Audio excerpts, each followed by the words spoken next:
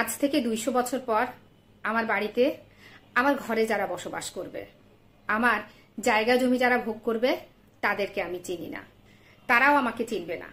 কারণ তাদের জন্মের অনেক আগেই আমি কবরবাসী হয়ে যাব, আর ততদিনে মুছে যাবে আমার নাম নিশানা, কবরটাও নিশ্চিহ্ন হয়ে যাবে।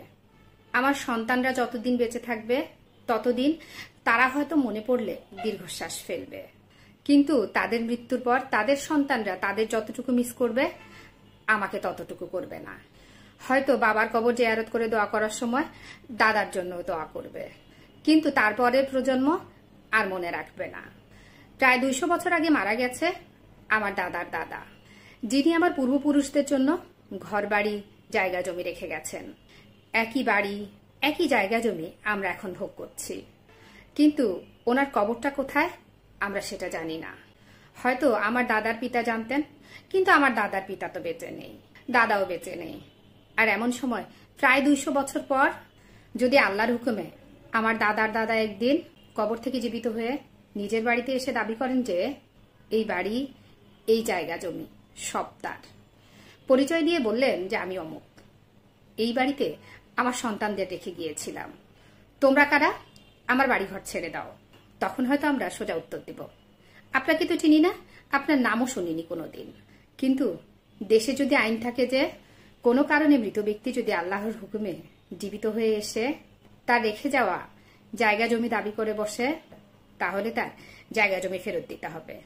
তাহলে জায়গা জমি তো ছাড়বই না, বরং পুরো গোষ্ঠী শুদ্ধ একত্রিত হয়ে ওই ব্যক্তিকে পিটিয়ে বের করে দেব। এরপর শুরু হবে মামলা মোকদ্দমা।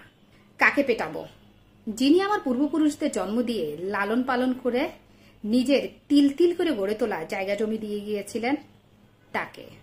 এখন হয়তো ভাবছেন আমার মাথা খারাপ হয়ে গেছে, তা না হলে 200 বছর আগের মৃত মানুষ কিভাবে জীবিত হয়ে সম্পদের দাবি করে?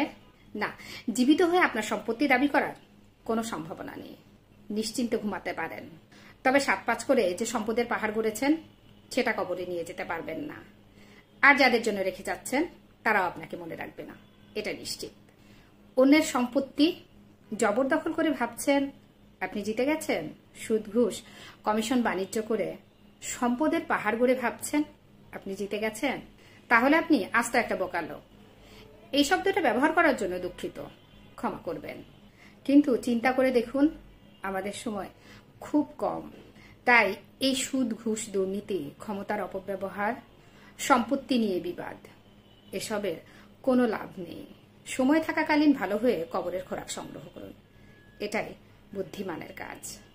আসুন নিজেকে সৎ মানুষ হিসেবে তৈরি করি, পরকালের জন্য পুণ্য সঞ্চয় করি, এটাই আমাদের প্রকৃত সম্পদ।